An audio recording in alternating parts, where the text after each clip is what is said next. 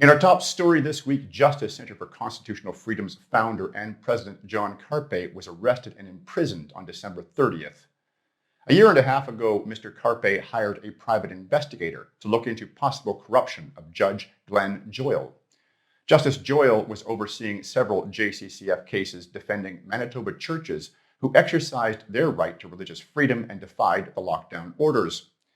The private investigator's actions were discovered when he foolishly hired a teenager to knock on the door of the judge's private residence. While Mr. Carpe's actions were not illegal, he did issue a public apology to Judge Joyal.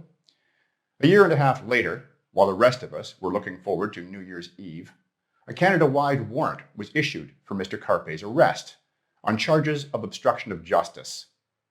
He turned himself into Calgary police and subsequently spent almost 24 hours in a bare concrete cell. Here's John himself with a statement he made shortly after being released on New Year's Eve.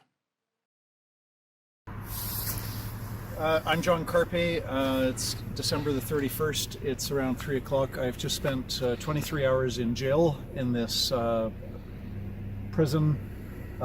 This is a arrest processing center. I got a call on December 30th asking me to turn myself in. Canada-wide warrant for my arrest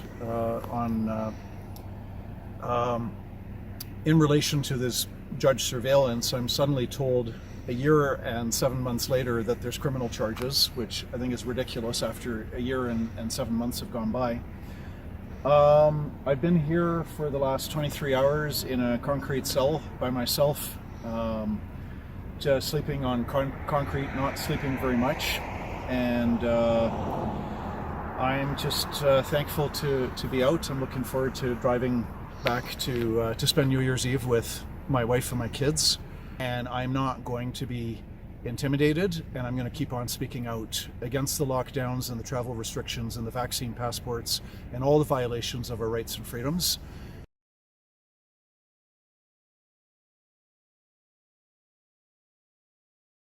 There is no limit these tyrants will go to justify their illegal actions and attempt to silence those pursuing the truth.